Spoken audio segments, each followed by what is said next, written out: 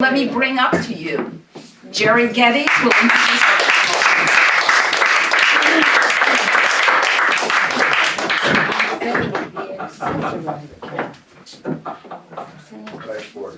Thank you. But enough about me. When I'm asked, and I'm asked often given my life that Sherry has just encapsulated, what is cabaret? There's a lot of answers that float around, but what usually it comes down to at the root is it's real estate. It's a room. And what happens in that room can be magic. A performer can do whatever they want in the space of a cabaret. This is one of the oldest and finest in New York right here. I'm going to refer to notes because the teleprompter is broken. And I don't have those tinted lights for you. Yes, I know. I asked for pink gels. Okay, in the last few months, I've seen a 4 drag queen a cappella rock group do political satire about the election. I've seen a TV actor who you'd recognize by face, improv a failing nightclub entertainer for an hour of hilarious song and patter.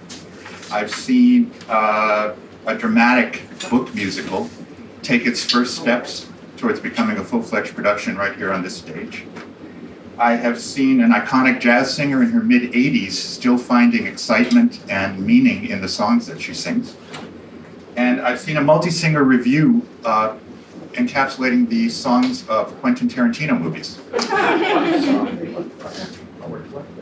And it's eclectic. It can be anything that you want it to be. So for today, we have 4 masters of the craft to pursue that question a bit further, and maybe not only Qu'est-ce cabaret, but pourquoi cabaret? I'm going to do it just in the order that you're sitting there because it's easier for you to get on stage. We have multi-award winner Jeff Harnar. Please come to this. His most recent performance was hosting the acclaimed Sondheim evening of the New York Cabaret Convention. We have Klea Blackhurst, who has an acclaimed Ethel Merman tribute and just recently performed as Hazel in a musical based on the classic TV show in Chicago, and hopefully will be doing it here. We have Laurie Krauz, who is again an award winner, Mac Award, Bistro Awards, recording artist, jazz singer. And we have Australian and U.S. cabaret star Kim David-Smith, who at the time to call the male Dietrich, but he's so much more than that that doesn't even begin to say. So, and their full program, their full bios are in the program, so you can. We'd be here all afternoon if we right. Right, so. Which we would do. Yes, of course. All right, I'm going to just do broad questions, and you guys grab the mics and talk about whatever. First is, what brought you to cabaret, and who were your major influences or inspirations when you started this?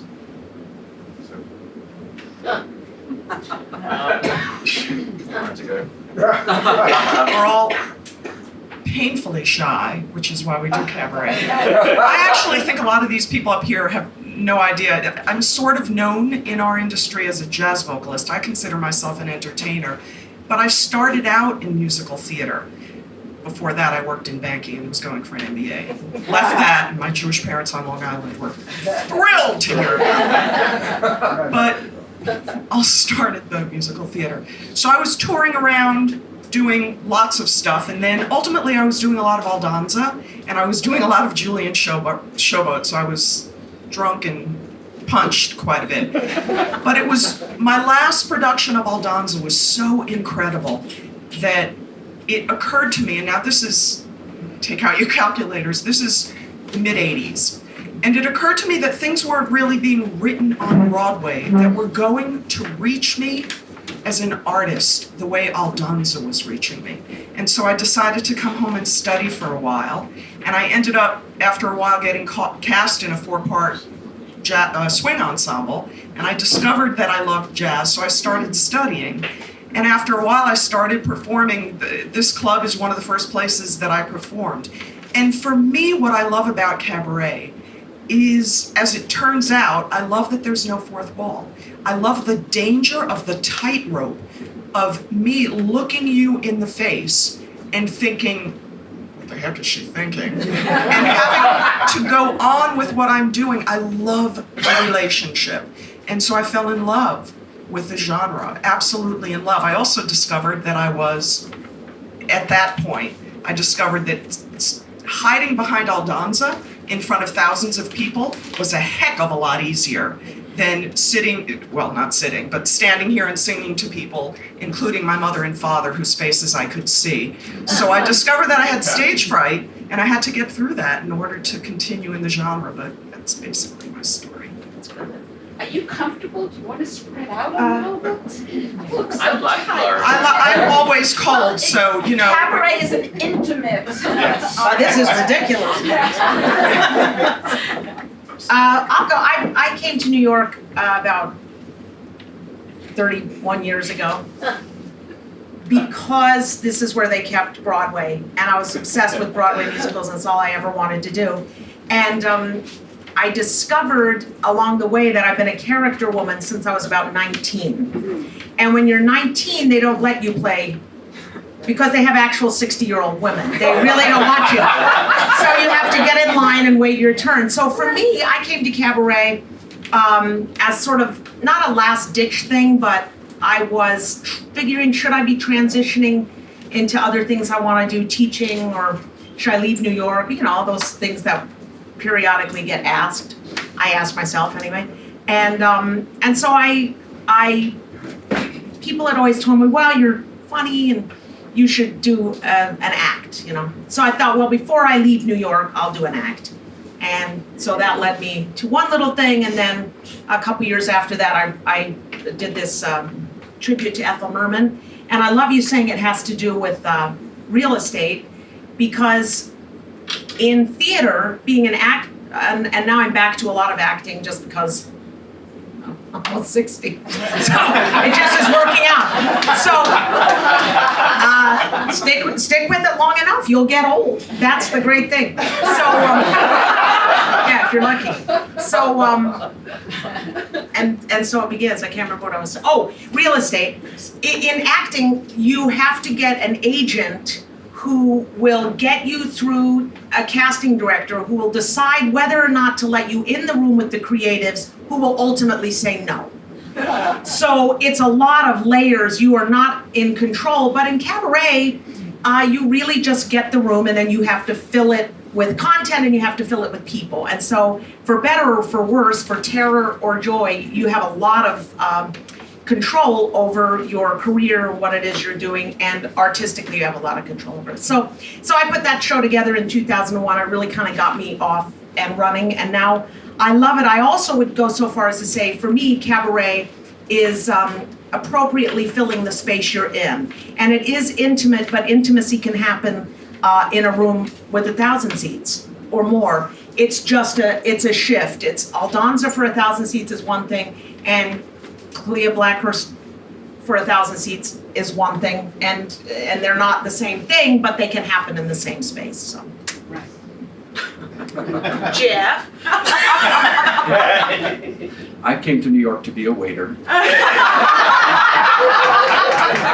This singing stuff keeps getting in the way. Actually, Gerry asked about who our role models and inspirations were. Growing up, I loved musical theater. It was my dream to come to New York and to do musical theater. And one of my heroines was Barbara Cook.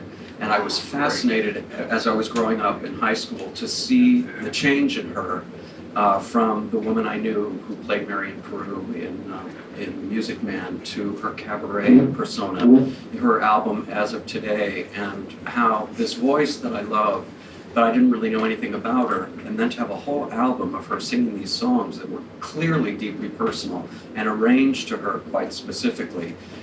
Since I was 16, I had a subscription to the New Yorker magazine, so I knew she was singing at Reno Sweeney every weekend, and it was the first thing I did when I got here was to go see her, and it was my dream to have a Wally Harper like she did in 1983 when I actually moved here, and I was auditioning for things. I thought doing a show like hers would be a good showcase, so I scouted for a Wally Harper, and I found Alex Rybeck. And on my budget, he was just perfect. And he's still working for 1983 wages.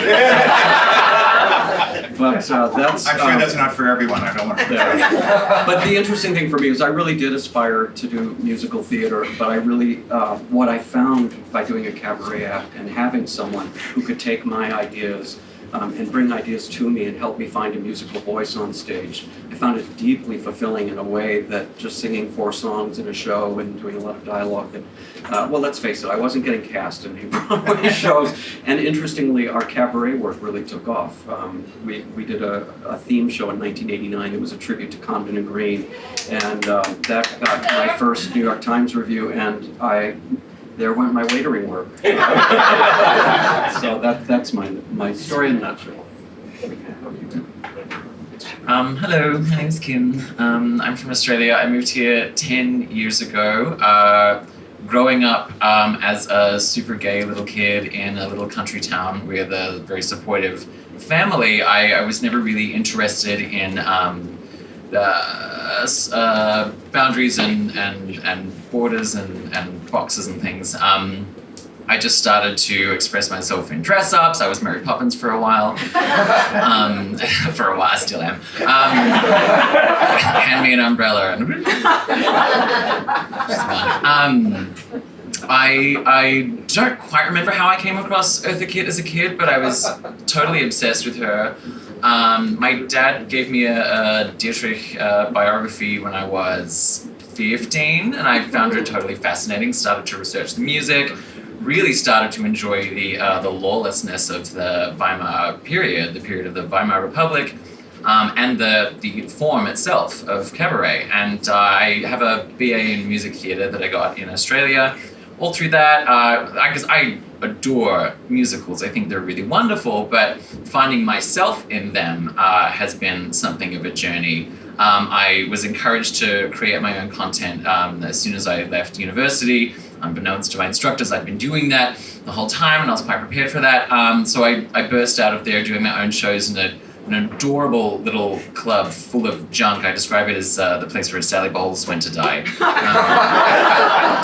It's called the Butterfly Club in Melbourne, and it's totally a wonderful place. And so I just kept at it, kept adding more repertoire, digging around the 20s and the 30s, and then pulling in things like Kylie Minogue and other modern references that I have a lot of passion about that have perhaps on the surface no place in Don't Tell Mama.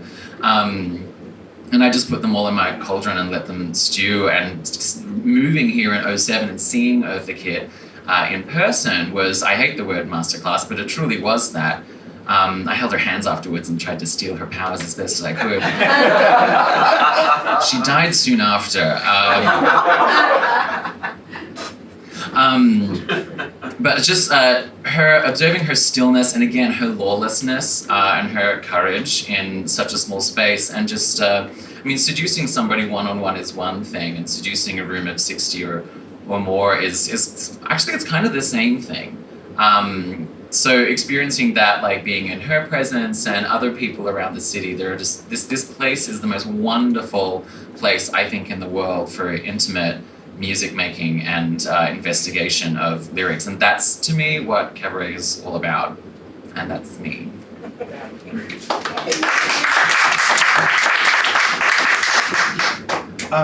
And just parenthetically to get into the next question, if any of you saw the last Streisand tour or even Madonna concert, you can see the influence of beginning in cabaret and knowing about cabaret and clubs and the way those things are structured. And Streisand in particular learned at the Duplex in the Village when she started, and then went on to other bigger clubs. But if you sit through her concert and think of it, she shapes it like a cabaret show. She tells stories, she tells a story and an arc throughout the whole show. And so my next question is, has working in cabaret influenced you in your other performing endeavors? What have you learned about singing and communicating with an audience here that you couldn't have learned in other places? Could I just jump in and share something? Donald Smith and I went, was a great impresario, cabaret and champion. He and I went to see Eartha Kitt at the Cafe Carlisle, and after, maybe it was you, a young guy came running up to her. I mean, she had just walked off the stage with one of her old albums and asked if she would sign it, which she graciously did. And then he said, "Now where can I go? Who do I study with to learn to do what you do?" And she just looked at him and said, you can't learn it. you either, I don't understand, you either do it or you don't, It was, but I do believe that not everyone can do this. Just like not everyone can do a Broadway musical and inhabit a character, not everyone can break a fourth wall. So I do think there's a very special kind of DNA in the kind of performer that's actually suited to do this. And I don't know if that was anything along. Yeah. Oh, you asked how it trained. I don't do other performing work other than cabaret work, but what I can say is I've started directing now, and it certainly has made my performing better. And it's certainly, I love to be able to guide people to bring out the best of what I think they have that is special in a cabaret room. That's probably what I've I've learned that whether you're playing a character or doing performing as yourself, although myself in a cabaret setting, like, she won't swear. That person that I am on the stage kind of has a little bit of a different thing than me. I will swear and talk like a sailor and have a great old time, but for some reason that persona is a little bit of a persona, although it's definitely me. But I've discovered in being all an audience wants in a cabaret setting or in a theater setting is they want to know they're safe with you. And I don't think I could have the courage or the comfort to know that I can play a character. I've gotten to do Hello, Dolly. I've done Dolly now, and I've done 2 gypsies, and I did Hazel for 90 performances. So these are like life inside of a character. And there have definitely been moments in that where I feel the comfort of we're all gonna be okay, and you're gonna be okay, and I'm gonna be okay. And that I've definitely gotten from performing just in cabaret. There's very little between that. And as long as you feel safe, if something goes wrong, an audience will feel safe, I think. That's how I've carried it over. What's so funny is that years and years ago, one of the first things I did in theater was I did at the 13th Street Theater. I don't know if you, okay. One of the very first things I did, and I did a lot of things there, they're still doing line. I teched that show. You had to, you were in residence, so you had to do something. So I teched that show and watched it a bazillion times, which was such a great learning experience.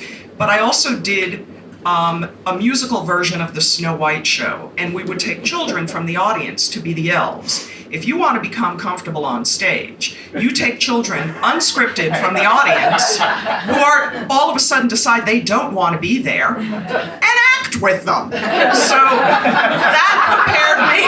It was really, I always used to say after that, nothing can happen on stage that would scare me, and it has.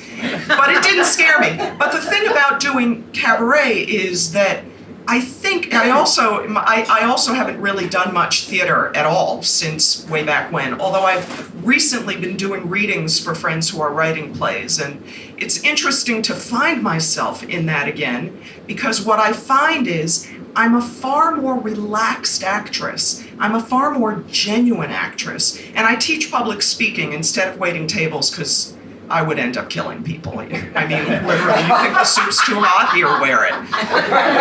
It's not the career for someone with my personality. So I teach public speaking, and what we know in public speaking is what audiences care about is genuine. And I think that's what audiences care about in characters too. And when you talk about feeling safe, I think it's precisely that. And so when I go and do these readings now, it's so interesting to see how years of performing without that fourth wall have enabled me to find a character within that fourth wall. And I had the great good fortune of going, this cracked me up, to Barbra Streisand's dress rehearsal in Philly for her tour. So they had not done it in front of people, so they wanted to do it in front of a really tiny audience. So there were 900 of us there. But I was in the third row, and I got to watch her, and that was precisely how I felt. I felt, wow, she's no different than me.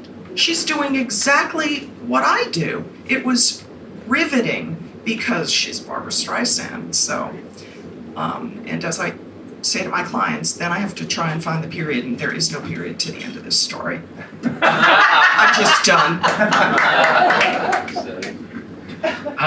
Well, for me, doing theater and doing cabaret, cabaret is theater, and it's about transmitting intent and trusting yourself that the intent you have is being read. How it's being read is kind of none of my business. That's like, because that's the beauty to me of cabaret, is it's like kind of the last place where an audience is asked to really employ their imagination. And I'm invested in what I'm doing. How it reads to you and how it resonates with you is your business, and that's kind of what I love about it. I recently went back to theater doing cabaret, my first production of cabaret, as the MC this summer, which was really fun. And it's like that he has no fourth wall, and bless him, because that's my favorite thing. And so that was a really fun exercise. I trusted myself that what I was doing was reading, but it was really fun to work with Hunter Foster, who directed the project, and just to have that extra blanket. I have directors for my show, but a lot of the time I just sort of like run into the room, and I open with Pirate Jenny. It's my way of, with musicals, you tend to have a big opening number to sort of like create that comfortable atmosphere. The actors are like, okay, it's done, cool, great, I'm here, I'm present.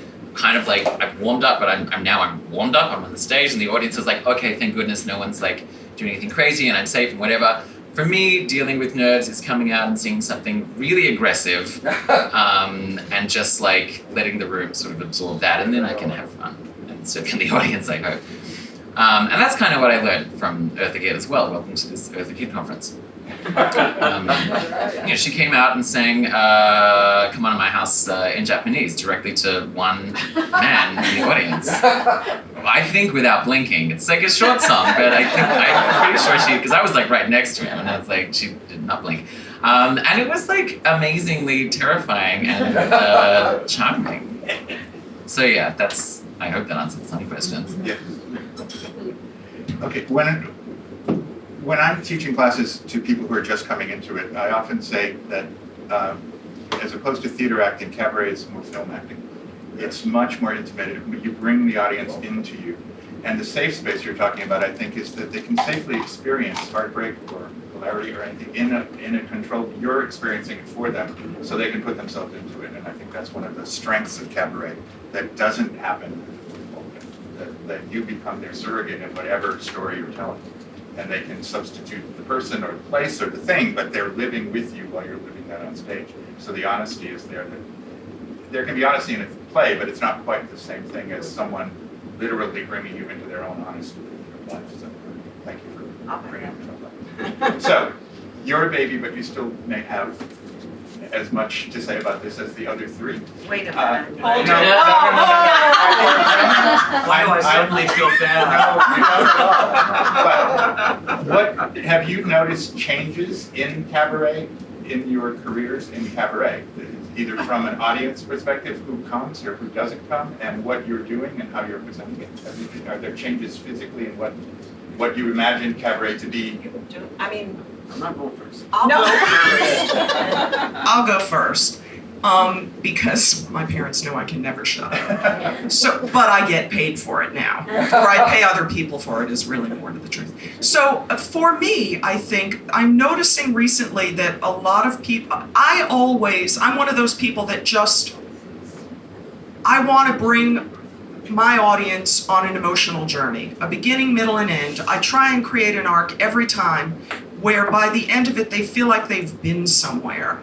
I've never actually, until we do this Tapestry Rewoven show, which is a reimagining of Carole King's Tapestry in its entirety from sort of a jazz perspective. Until that show, I never did a theme show.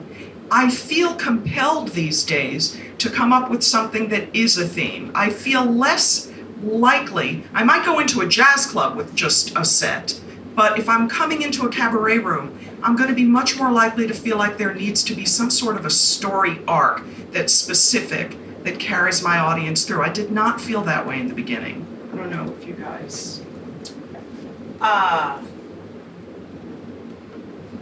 I only do themes, and they take me about 3 years to come up with the next one. I'm not very creative in that. I'm not quick. I'm not a quick.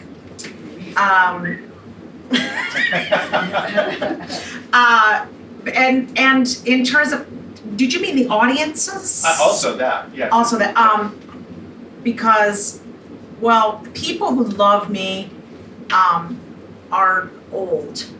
And, no, they have like there's a certain, no.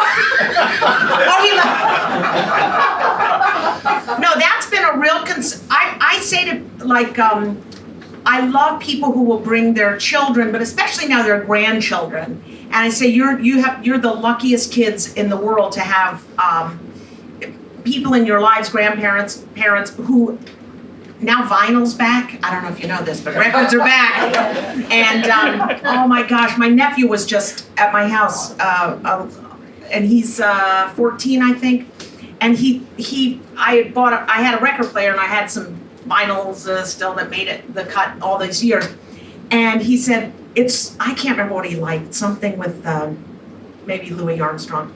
And then he said, is it just the one song? He kept picking it up and putting it, and my sister said, no, just let it go all the way across. It's gonna be different songs. And he said, oh, she said, yeah, Henry, that's how we used to listen to it. We put it on, and then if you turn it over and start again, there are more songs. And then he walked out of the room and we almost burst into tears. I couldn't believe it. It's like, oh, we just taught a child how to fish, you know. So I'm on kind of a quest a little bit to make sure, I don't know, I started this Jerry Herman Legacy concerts, which are going out under the ASCAP Foundation, to try to get that music to the junior high school, and college level. But I love it when we can pull in the junior high kids and get them to, because it's easy to let this art form. I think a lot of people, they think you would want to grow up out of this art form. So that, and I think Bette Midler, for example, is a great cabaret artist. She just grows up and plays Radio City instead of the Carlisle. Right. You know, but it's the same, that too is the same form, but you think it's gotta grow bigger, you know, I don't know. It's really early for me, so. Jeff? Bette Midler, by the way, is when you talk about who's the person, someone would think I'm gonna say Ella, and I love Ella, but for me it's Bette Midler, because I went to Radio City and I saw Bette Midler, and I was in the cabaret artist seat, way in the back, and she was all the way on stage, and do you know that there were actually no other people in that venue? It was just me and Bette. Same thing with Lena Horne, same venue, same seat. And so, but when I think about who inspires me, it's someone like Bette, because she communicates her ass off. And I think that's something that we share in this genre, is we come on this stage to communicate something with you guys. So. The biggest change I've noticed for me since I started in 1983 is social media. I think, you know, when I started out, there was this phrase, it's of the cabaret community. I never really felt that very much. I really felt very much on my own, doing my own little things, swimming upstream. With social media, there is really a sense of, I know what other people are doing. There is a sense of occasion happening all over. I mean, I think it's a really good thing. People see celebrities are going to these shows. These shows are touring. So that to me is the biggest change, and I think it's a very encouraging thing. And I also, this is just totally my opinion, but I think because of all this glut of social media, what happens in a cabaret room is really astonishing for younger people when you can get them there. I think the idea of giving focus and giving audience for an hour for something that's this pinpoint specific in the now, and as somebody said, it's the last thing that it pulls in your imagination anymore. So I'm very optimistic that this particular kind of art is going to thrive.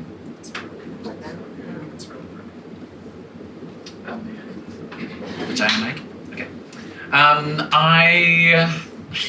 My audience has started to get a little younger, which is really fun and great. I'm happy for whomever to be at my shows as long as they're listening. One of the spaces I spent some time performing in here is the Mandalay Bar, which is the bar that's a part of Sleep No More. And it was a really great, because I've performed in gay clubs and stuff, and like, you know, for like rowdy crowds and whatever, and then like exquisite spaces like Don't Tell Mama, Cafe Zabasky at the Neue Gallery, or Pangea, which is all about like listening. It's a focused space. Even the light just suggests patience and time spent. But places like the Mandalay Bar, where you've got like a little circle of listeners, and then you've got a circle of like little kind of giggles and twittering and blah, blah, and then you've just got all out sort of like brawling, guffawing, and glasses breaking. And so sort of you sort of metering out who you're performing to in like that general melee at the back, and then all of this like little closeness up the front, is kind of interesting. So there's like, I feel like young people. I'm 33. I don't know what that means anymore. Good.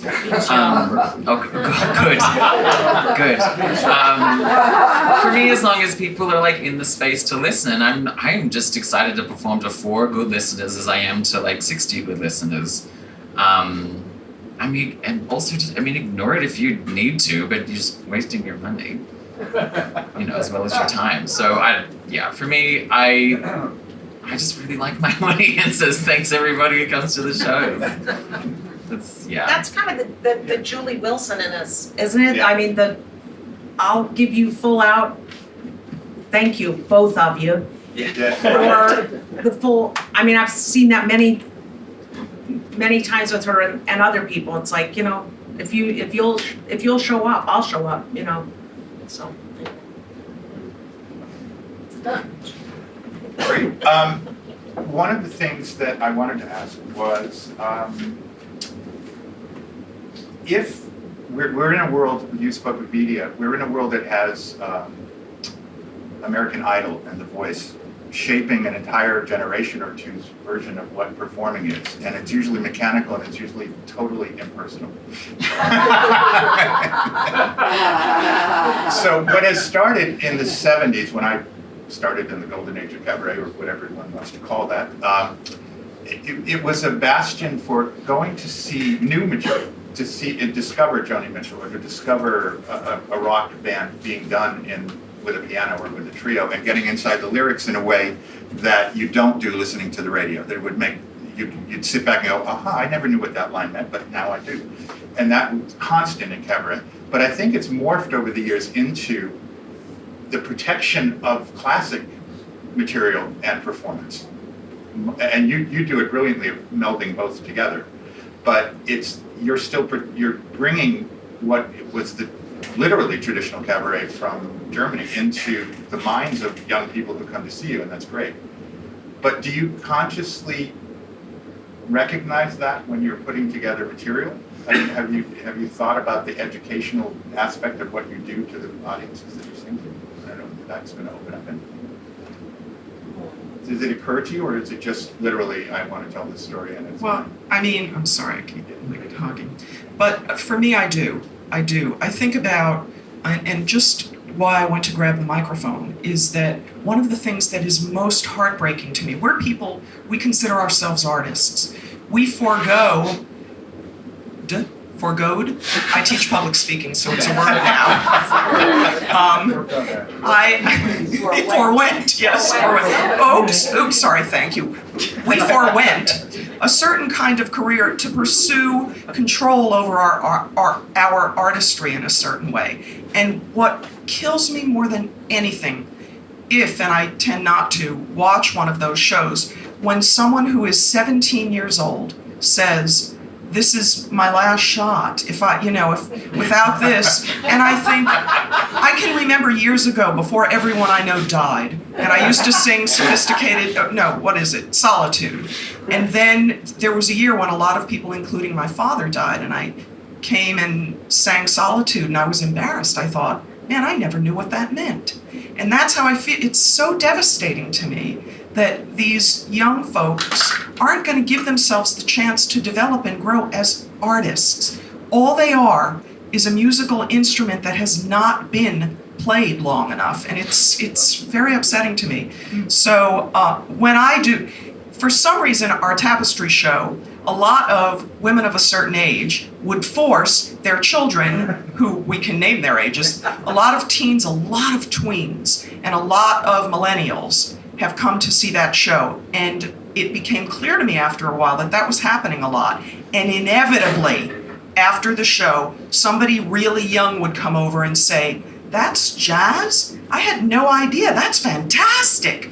And it's thrilling for me. And so, yeah, for me, I do think about that. I actively want young people to come. I had a gig at a bar for a number of years, and people would come with their toddlers. And you start, and a toddler goes, blah, blah, blah. You know, they want to hear it. Well,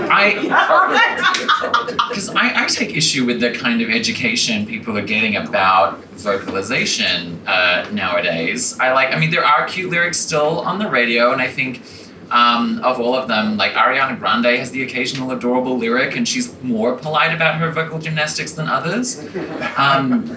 But it's absolutely become, and like, look at music theater writing in the last 10 years. It's all about this American Idol ear that has been thrust upon us, and people developing their ear in this time. And it's very, very, very little is about intent. It's about like the sort of the arena kind of grade spectacular of vocalizing, which is really fun. And like, Clea's got a big old voice on her, but everything is done with intent. You know, and that's why it's thrilling. You know, bless Ariana. She's super adorable. But like, and so then people like being like, "Oh, that's jazz," because I feel like these shows. I don't watch singing shows. I have a costume designer friend, and I was like, "Oh my God, you just love Project Runway," and he's like, "Absolutely not. It's awful watching people create like in my sort of arena in that way." And I was like, "Oh right, I don't watch singing shows. They're terrible." It's like people being like, "And this week's the Jazz Challenge, so I'm going to sing Nat King Cole's Nature Boy exactly how Nat King Cole sang it, and then belt whenever I can." And for I mean, there was a boy and I scared him away. Very far.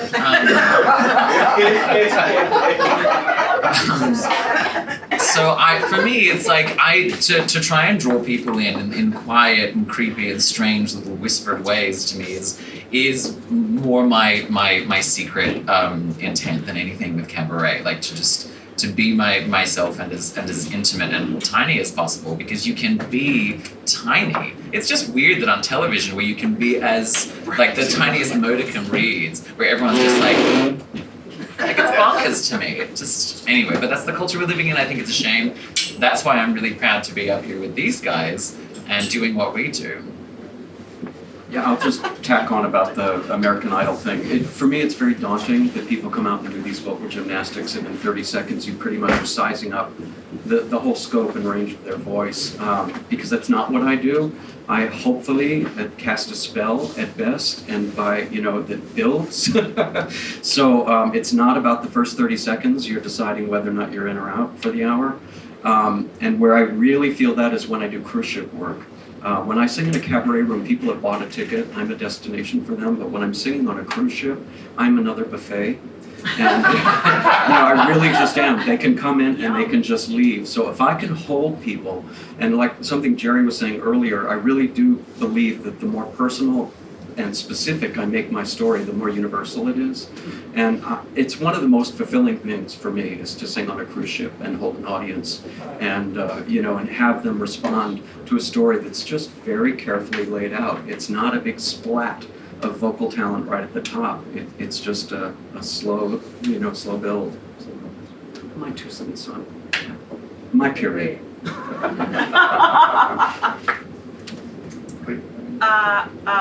You don't have to. No, I don't think it's still too early. Wait, what was the question? No, what was our thing? In the age of American Idol and The Voice, do you consciously think about reaching an audience with that educational element? Well, yes, I do. I think it's amazing when I'll do like Cole Porter for in a college setting or of that age, and they are so like scandalized and delighted by Cole Porter. by the double entendre. And the irony there is like, they live in a world where Yeah. nothing's entendre. It's just like entendre. So it's like the idea that something has a double meaning, like, is like, wow, it blows their mind, you know. And I find that so exciting and delightful because they're coming. Also, it makes us, well, I feel like it makes me look brilliant in those settings because they somehow associate it with me. Like, I'm so clever. I just came up with this, you know, this little ditty about let's do it, you know, fall in love if you get my minute. You know what I mean? It's like they really think that's like news. So I'm happy to, like, you know, take credit for it. One quick thing. When American Idol first came on, I asked Alex if he was watching it, and he said, the day that Julie Wilson is considered Yes. an American Idol, I will watch that show. Maybe you should tell a little bit about Julie Wilson. Some people may not know. Well, I have the mic at the moment, so let me just say, she, is it just this year we lost her? Last year. Last year. It's and she was 90. And she was probably the most wonderful practitioner, one of the most wonderful practitioners ever of this art form. I remember before I had anything to do with cabaret or cabaret shows, I remember seeing her at the Kaufman, which I don't even think it exists anymore, on 42nd Street, and it was a Cole Porter show, and she was luminous. I don't know who wants to take. I mean, it's like she's so grand, and so important, and so generous with everybody right until the very end. She was somewhere every night seeing somebody saying, "You go, girl, now live your dream." You know, I mean, it's like really genuinely giving that back to everybody. I actually have never told this story about her, but before I started, this was the very first class I ever took. The pianist was John R. Williams, not that other John Williams. And he used to play years and years ago for Julie, and she retired. So she went back to Omaha, Nebraska, and she retired. And every February 14th, she would go somewhere near Boston, and she would do a show, but she was in retirement. So this would have been like around 1983 or something like that. So John was going to play for her, and he asked me if I wanted to go. So I went, and I was young then, probably not too much younger than him. And so we were in the venue, myself and John, and he said, you know, let's just fool around, and he was playing the piano and I was singing, and the phone rang, and I guess someone got it, and he goes to the phone. Now this is Julie, who's about to go on stage that night, and she asks him who that was. And it's quintessential Julie. Instead of it being about her and her show that night, and she wasn't performing much then, it was about whoever the young kid was that was working with John. She supported me, and she told him to say stuff to me. Then that night I got to go, this was so thrilling. I got to go to her room in the hotel, and she had 3 gowns that she said she had made years and years before that. 3 beautiful beaded gowns. There was a red one, a white one, and a black one. I remember nothing. I remember this, every detail. And she said to me, I want you to pick which gown I wear tonight. And I felt like a kid in a candy store with Mrs. Santa Claus. And I said the red, it's Valentine's Day, you gotta wear the red. And I'll never forget that because she was an old woman to me then. And I thought she was kind of flaky. And that was like 20 years before she made her comeback. And she made her comeback and she came back into our world and she sang her ass off and communicated her ass off. Every moment meant something when Julie Wilson opened her mouth. And then she would come and support every single one of us because somehow she loved all of us. She was an amazing ambassador for this genre. Well said. So I think that goes hand in hand with the American Idol bemoaning that we've been doing, in that I would much rather be moved by someone with a voice this big than observe the gymnastics of a voice this big that's only about the gymnastics. One giveaway is if you're seeing anybody in a concert and people applaud a note that's being sung, that's the giveaway that person is doing gymnastics and not telling a story, because I would never think any of the four of you, if I were watching you, if you could amaze me with a moment in a song, but I would never think of breaking the spell by applauding or screaming. Yeah, well, you would hate me as well. Yes. I just saw Aznavour 2 weeks ago at Madison Square Theater. Yeah, he's 92. And after about the second song, it was clear he wasn't in great voice. And he said, I want you to hear this song. It's much more important than my voice. And, everyone cheered. A quick story, not to take up your time, but I was working with a singer who was just beginning, coming from theater and into cabaret, and he said, I keep hearing this word phrasing. What does it mean? Oh my God. And so I said, do you know Judy, this was a while ago, but I said, do you know Judy Collins' version of Both Sides Now? And he said, yes. And so I took out a video of Mabel Mercer singing Both Sides Now. And I played Judy first, and then I played the video of Mabel Mercer singing Both Sides Now. And as I handed him the tissues to wipe his tears away at the end of the song, I said, that's phrasing. And that's what you do so well, and what cabaret affords is that you can use your voice to recreate and make the song your own. And every time you sing, it's as if it's never been sung before, it's as if it's never been heard before, and it's as if your voice is saying it. You're using the art of someone else, but you're making it your own art, which is the exciting thing about cabaret.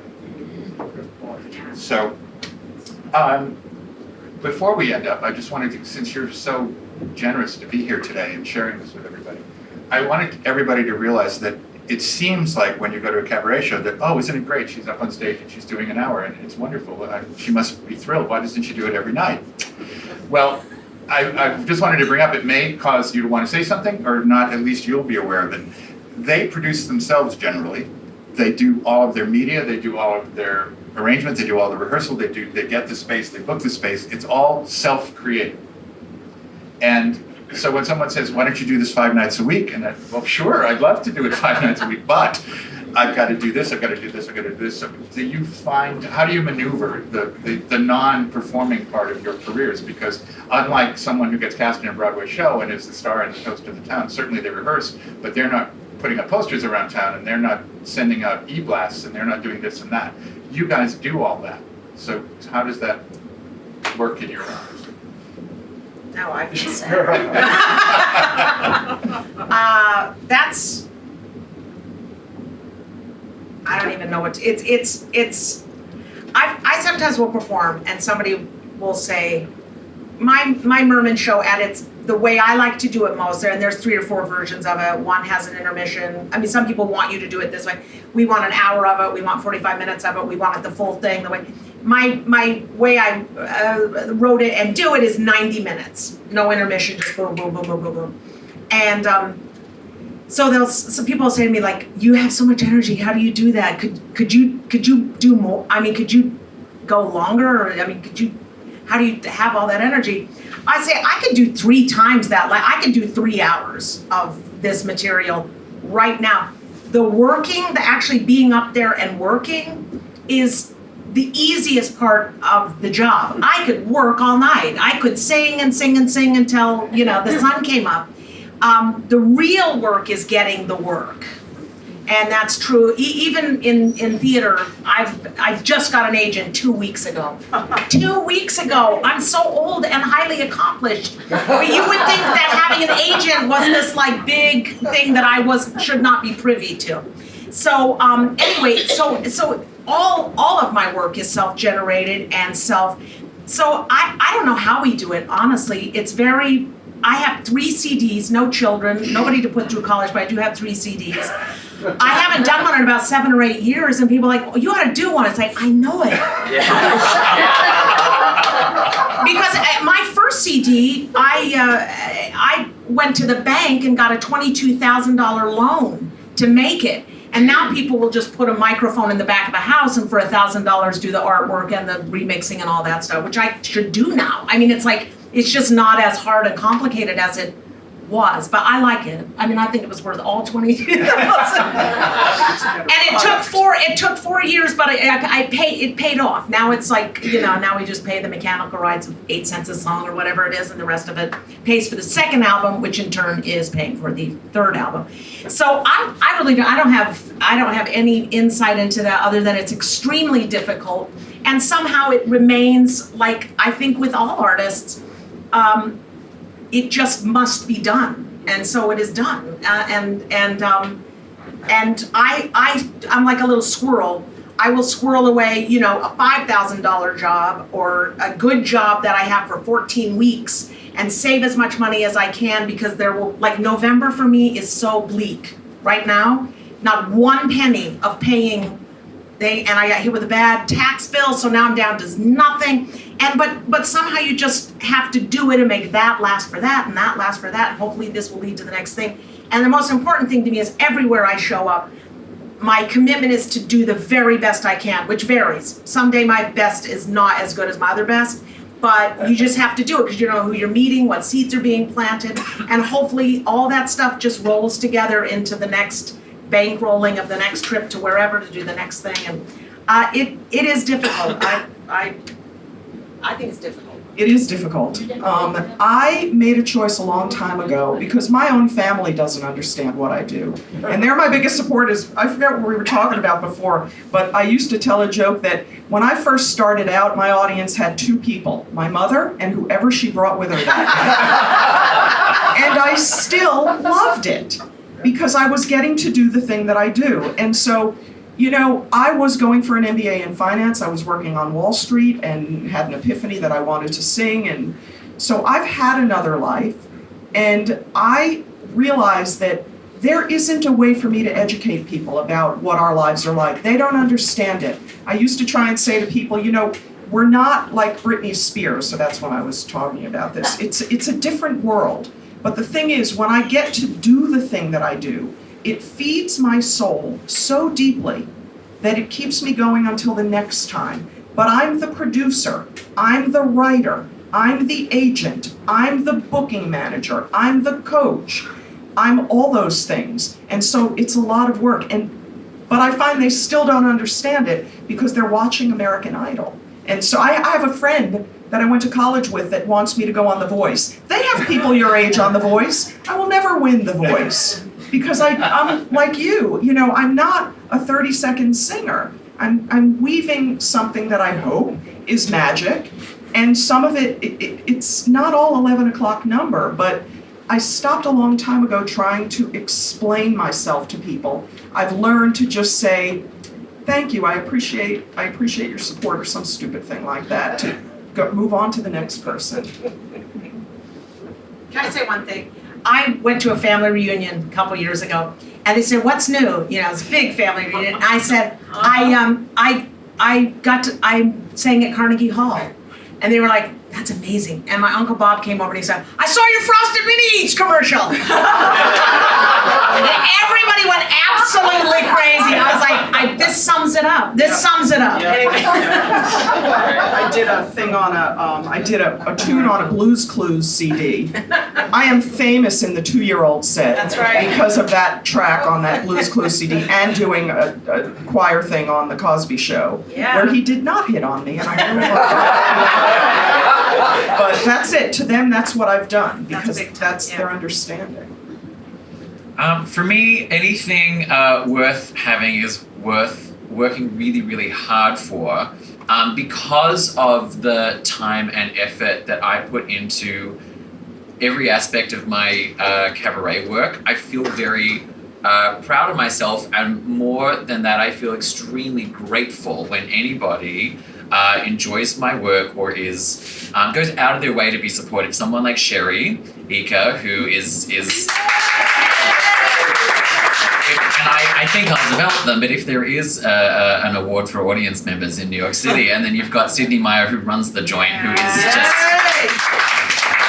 the father of all that is cabaret in this city, and certainly has looked after me very, very kindly. And I'm so, so grateful for that, because I appear on the stage. That's like, for me, the stepping up onto the stage just to start Pirate Jenny is the finish line. That's where I'm sort of like, oh, all right, I've sent the emails, I've got people here, I've glued my fucking lashes on, which is really difficult.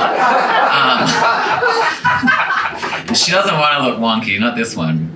But it's been 10 years of this, and every time I step up on the stage, I feel part of those 10 years. Sometimes I'm so exhausted that I just put myself into the hands of the phantom muses that happily descend, thank goodness, for the evening. Some days I've had a really good sleep, but I'm fine. But it is so much legwork, but it does make me so much more grateful and so much more proud. I do work on all of my arrangements. I make them different to other people's work because I want to express myself and I want to exhibit my perspective, as well as invite people in. And so I do feel really proud. It's a lot of work. So good. I mean, that's the creative process. That's Truly. That's what we love. We love that angle. I do a lot of work with Andrea Marcovici, and one time she said that it's her calling, this work. And I thought, oh, well, that's kind of a rarefied word to use. But actually, the more I've thought about it, it's just what I do. It's just what I do. What needs to be done next is the next right thing to do. And maybe if I step back and look at it, it looks exhausting, but it's what I do. It's what I love to do. I'm passionate about it. I love most every step of it. I love creating the show. I love rehearsing the show. I love creating the graphic design with someone. I love figuring out the marketing. I love trying to get people into the room. And I love the performing. So it's just what I do. It may look Sisyphusian. Ding, ding, ding, ding. That's hard to say for someone like me. All right, that question was actually more for you guys than for these guys, because I want everyone, whenever I work in cabaret with people, to realize the achievement beyond what you're seeing on the stage that they've done. And so they're creating the art on every level, not just standing on the stage and moving in with their songs. It's definitely a bigger achievement than is usually acknowledged. So Sisyphusian is a good way to end. We're going to open it up for questions. Does anyone have questions? Despite the talk of that you heard you can't learn it, etc., Herb Rabel at the Yale conference on cabaret tried to, I think, do that. Is there anything happening in terms of, Alex was involved with that as well, where cabaret singers, I know, who were exposed to that, in New Orleans, we've got several where I'm from, Amy Alvarez, Jefferson Turner, who's on piano, but had learned a little bit more of his craft, were able to go out to different cities and spread the cabaret, whatever you want to call it. The question is about where people can study cabaret as performers, and St. Louis has a wonderful cabaret conference. There are master classes happening all over the place. You can absolutely get better. You can absolutely be guided by the right teacher to, be more of the best you can be. It's too bad the Yale program is on.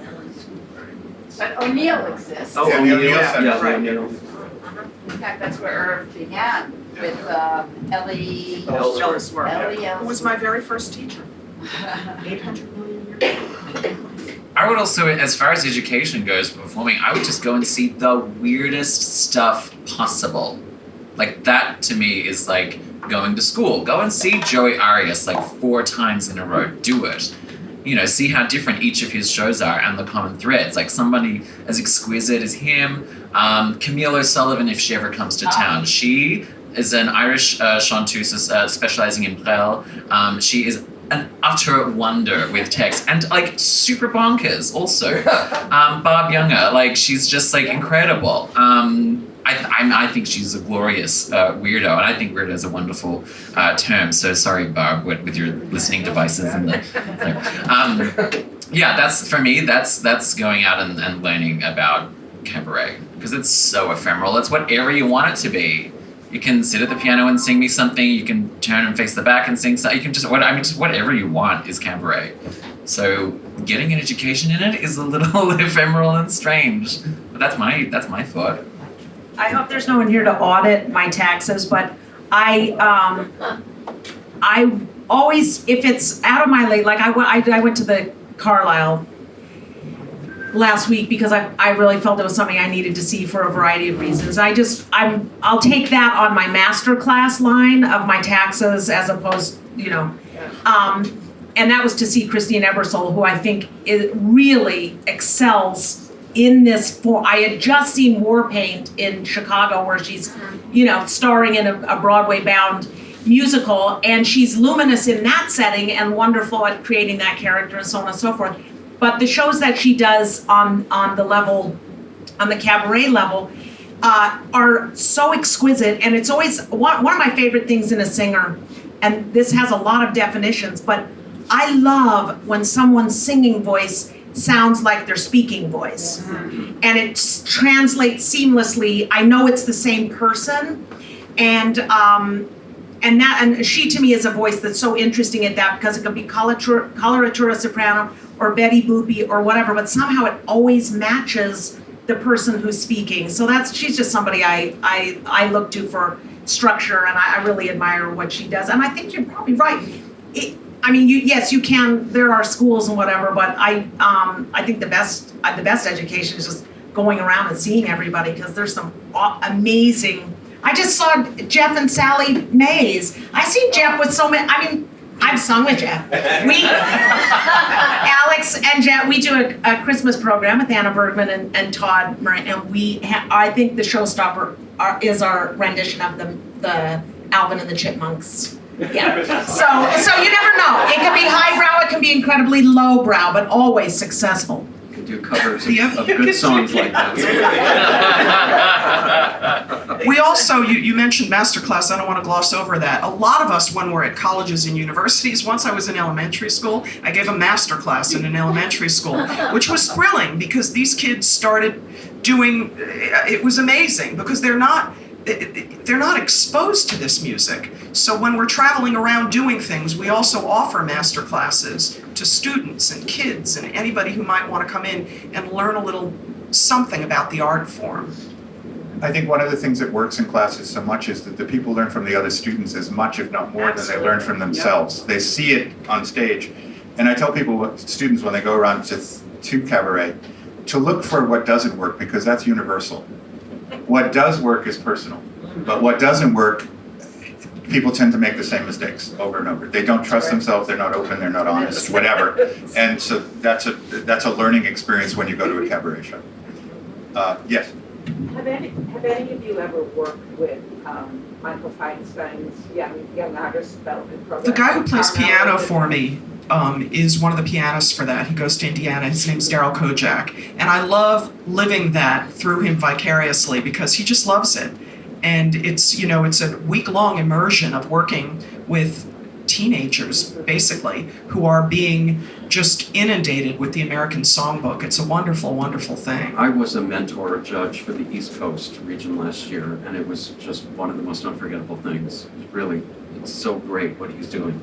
Didn't they have an artist or two at the cabaret convention from that program? Yeah. Yes. I have the privilege of being on the advisory board for Chicago Cabaret Professionals, which is an organization for cabaret artists in Chicago. And I wanted to say that I learned a lot. I'm a theater critic, but I learned a great deal about the world of cabaret from backstage, back when there were regular cabaret columns and reviews, when Sherry ran it, and it was still a publication about live theater and live performance. Instead of about Bob film. Harrington, his photo. Yeah, his photo is right over there. Absolutely. I wanted to ask a broad question about shaping the material, assuming that you make choices of songs, maybe in consultation with your musical director. Do you pick a theme and then fit songs into it? Do you pick songs, shape a theme around it? And how do you decide when to simply introduce a song, when to tell a story or provide anecdotal material? And do you work with writers and directors? Couple of answers for me for that. I thought when I wanted to put together this Ethel Merman, I didn't want to play Ethel Merman, I just wanted to celebrate her, right? So sing in my own voice, not play her, but I made rules, right? So I say, I'm gonna focus on the Broadway career. She's had 13 hit Broadway shows. So simply put, I'm gonna pick one from each show. That's the first rule. And then I want to say what I love about Bette Midler and the crafting of a great act, the most deadly thing, to me, the most deadly thing in when I see something is sing, sing, sing, talk, talk, talk. Sing, sing, sing, talk, talk, talk. Because I grow incredibly nervous about the end of a song because I know I have to hear talking. But only because it's a pattern. Also, I have a rule, don't ever let anything have numbers. You know, the 17 whatevers of whatever, any play or anything that has numbers in it, don't, because then I'm gonna count with you, and that makes me very nervous. Because I've got 17 to go, I'm on 13, I've got 2 to go.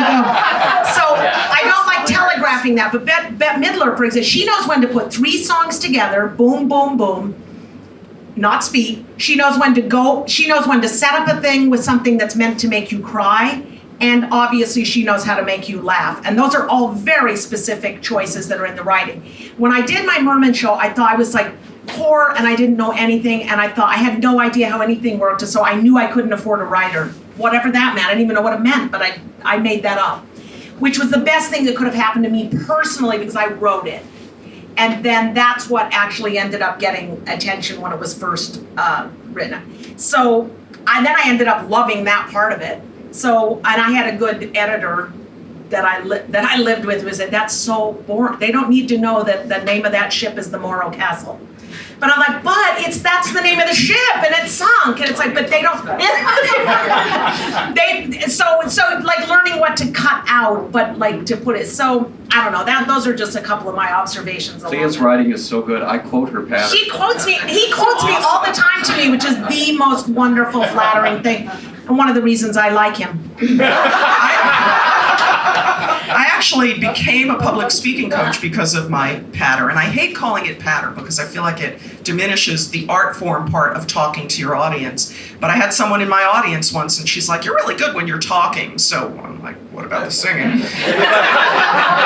But what's really, I wanted to say yes to everything you said, because in terms of there's only been one time in my career where I was limited to songs, and that's, again, in our Tapestry thing, because there's so many songs on that album, and we either did all of them or none of them, and that was our agreement. We either found something we thought was wonderful for each of them, or we don't do Tapestry Rewoven. And so that I found so difficult. But again, as an artist, being forced to figure out something is so thrilling. And so when it did work out, it just was thrilling. Most of the time, the world is my oyster. And now that we've done that, I'm finding the world as my oyster really confining, because anything's possible. And where the heck do you begin to pick something out? And so that is now being its own sort of challenge for me in what we're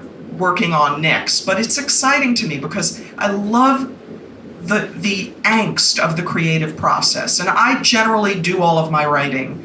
There have been times where some people have helped me, but I love that part of this. I also am someone, however, and this isn't common, and I love it in someone else's show, I rarely introduce a song.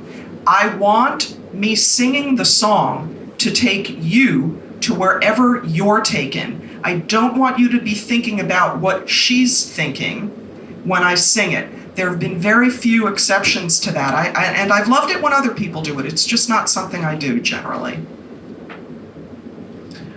For me, limitation breeds creativity, and creating a show with, like, you know, it's you, it's a piano, it's light, and it's attention. And that's kind of that's all you got to play with. And to me, that's really, really exciting and marginally stressful and mostly exciting. For me and my personal taste in music, I throw a bunch of songs into my cauldron and I desperately hunt for up-tempos because I am not prone to them. Pyrogeny counts as an up-tempo in my show. So that's my personal struggle with cabaret. But yeah, the work, the labor is really enjoyable, and it's a beautiful thing to create something out of very, very, very little. That's so brilliant, because I actually have the exact opposite. I've had to learn how to sing a ballad. I always think when people are listening to me sing a ballad, I'm like, they hate it. Yeah. They hate it. Nobody's making a peep. And I'm like, yeah, no, I know, it's autumn in New York. Like, they're just listening. It's gotten along fine without you, and now they're just listening to Autumn in New York. I'm convinced I don't have a preferred key, I have a preferred tempo. Like, I like it to go fast, that's the only way I can defend myself. And I agree with like song speak. Anything that takes predictability out is good, I think. Yeah. I just want to throw in there, one of the most joyful experiences I had was working with KT Sullivan on a Sondheim show where the only patter was that we said there will be no patter. Just the lyrics of Stephen Sondheim as our text. And then everything else was a lyric of his. And it's the most personal, literally the most personal show I've ever done. Because I was able to express my sexuality in a way through those lyrics that I've never done in any of my other shows where I have spoken. So they're all, and you make it up as you go along for whatever you need it to be. Yeah. Yes? Yeah, hi. The word intimacy came up, I think, from just about all of you. And I think cabaret is, by its very nature, perhaps the most intimate performing art form that we have. I mean, we're all in a dark room, dark lights, we're with our beloved, candles, liquor, the whole thing. But having been to cabaret for as many years as I've been going and experienced so many different people, there's intimacy when you walk in, and then another world opens. So that, say in the case of Jeff, now, I didn't know Jeff well, but I went to see him in the previously mentioned show with Sally Mays. And he's great, and he's singing some happy songs, and I'm smiling, and all of a sudden he does an Aznavour song, and time stopped. And everybody else went away, and there was like a pin spot on him. Did this really happen? No, but in my mind it did. And I heard things I had never, oh my God, yeah. Wow, I should take that down, but I don't want to move. Real magic. And Klea, on the other hand, when she's doing a show, she, from the very beginning, it's Klea, and you know there is not going to be another surprise. She's Klea, and it's all going to be one big roller coaster ride. But she leaves a little crack, and if you find it, you can get inside Dolly Levi and find somebody that you didn't know was there.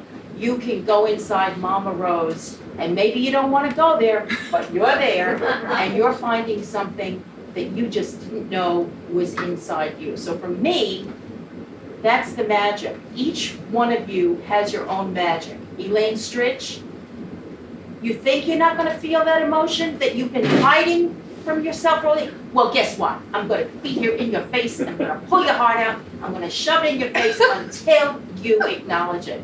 It was, my God, it was like an emotional transfusion. So that's why we go to cabaret, not so much to hear a medley. Thank you. I love what you said just now, and I thank you so much. That comment about that it's an intimate little room, and we keep using the word intimate, but that it expands into something else. That's brilliant, and thank you for saying that. It's also the sexiest art form because all of you Because we're doing it. are, well, but you're all accessible to us if we just wait by the door for 15 minutes. Whereas, you go to the ballet and wait, 2 months for Nerea to walk out the door, which was worth it, but it was a completely different kind of experience. That was great, thank you, Julie. Yeah, thank you. Yes? I would just like to say something more directed to the audience and the performers. I'm the publisher of PMC.com, and all of you have appeared on my site in various articles.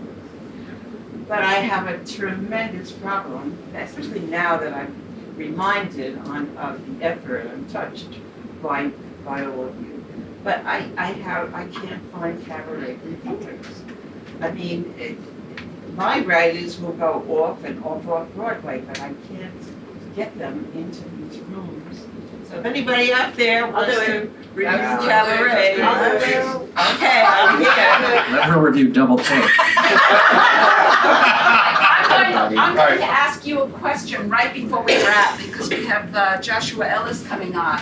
Do you have questions for any of us as reviewers? Why? No, I'm kidding. Because we love you. More than anything, I just would like to say thank you very much to anybody who is reviewing Cabaret. That's like bonkers. We're doing this quiet, tiny little thing that can very easily go unnoticed in this mammoth city. And it's a really beautiful thing that you guys are coming out to the clubs and the spaces and doing it. It's like, because it is, I mean, anything you can grab out a review to like get people to the next show is absolute gold or diamonds or platinum or mithril if you're into the Lord of the Rings, which I am. It's invaluable. So really, thank you so much, and keep telling your friends to do it as well. And if they haven't been going, now they will. Right. I sort of think of Cabaret, this is a ridiculous analogy, but I just reviewed myself. I think of Cabaret, I think of boxing as the core of all contact sports, right? So if it's football, boxing's in there somewhere. If it's, I don't know, other contact sports, but it's there. I think of Cabaret as being at the core of all performance, because in the center of it, we're going to that place that every actor wants to go to, the truth of something. And so I think it would be unbelievable and really important and relevant for all of the industry that reviews theater to have some piece of it that's reviewing Cabaret, because it's the boxing of performance. It is. We will. We will. Thank you. Now that we've met you. Are any of you performing tonight someplace in New York? I am. Well, that's a great way to close. I'm performing at the Triad tonight. It's an evening celebrating the songs of Michael Colby, who wrote Charlotte's Suite and Tales of Tinseltown and West 72nd. West 72nd at the Triad, right after Spamilton.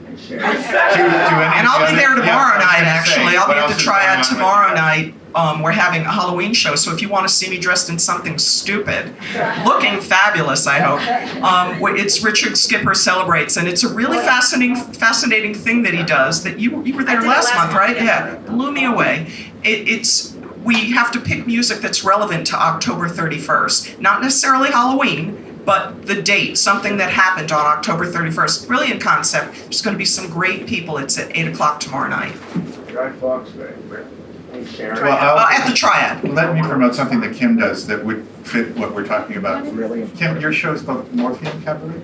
Yeah, we just finished an unexpectedly long run at Pangea. We started off with just a month and we ran for 6 Avenue months. and 11th Street. 12. Yeah. Great food. I hope you're in town in February because that's when we're resuming. I'm taking a break from the show because we ran kind of forever in cabaret terms, and it's been going really well. Thank you very much for mentioning it. It's my baby.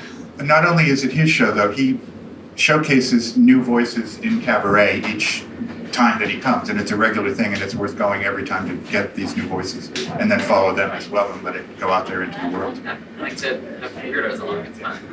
So, read these guys' bios in your program and see them whenever you can, and go to a cabaret. Thank you.